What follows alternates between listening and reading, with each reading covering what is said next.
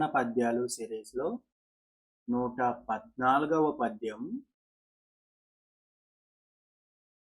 తల్లిదండ్రులెన్న తన మొదలి గురులు పార్వతీ భవులును పరమగురులు. కూలి కాండ్ల జగతి గురులన ద్రోహంబు విశ్వదాభిరామ వినురవేమ. మరొకసారి. తల్లిదండ్రులెన్న తన మొదలి గురులు పార్వతీ భవులును పరమగురులు. కూలికాండ్ల జగతి గురులన ద్రోహంబు విశ్వదాభిరామ వినురవేమ.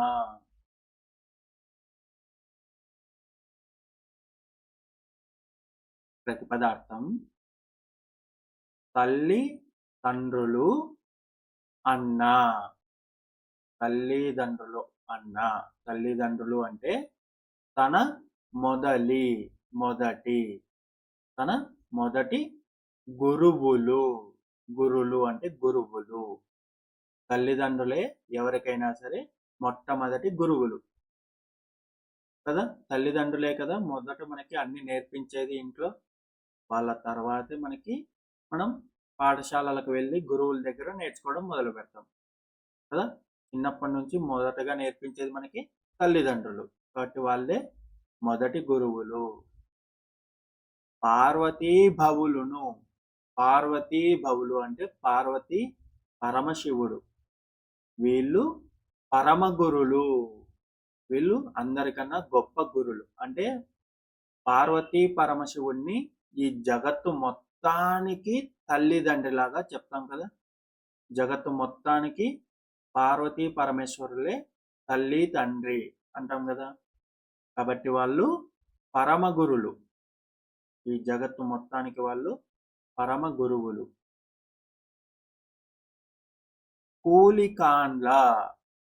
కూలికి పని చేసే వాళ్ళను అంటే డబ్బు కోసం చెప్పేవాళ్ళను, డబ్బు కోసం విద్య చెప్పేవాళ్ళను.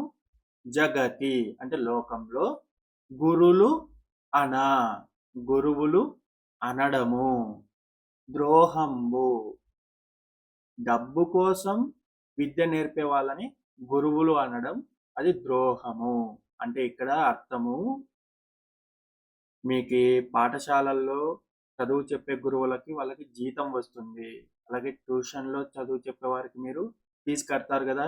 వాళ్ళందరూ గురువులు కాదు అని కాదు అర్థం.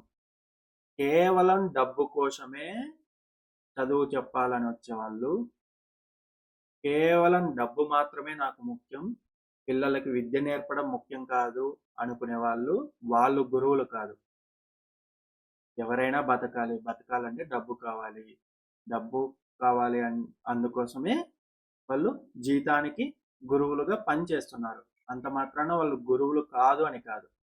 కేవలం డబ్బుని మాత్రమే మనసులో ఉంచుకొని కేవలం డబ్బే నాకు ప్రధానము, పిల్లలకు విద్య నేర్పడం ప్రధానం కాదు అనుకునే వాళ్ళు గురువులు కాదు.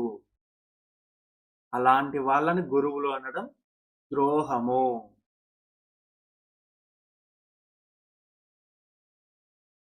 భావం.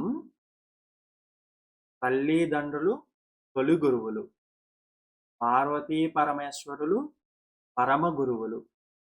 ఆశల కోసం బోధలు చేసేవారు గురువులు కారు. అలాంటి వారిని అలా అనడమే ద్రోహం.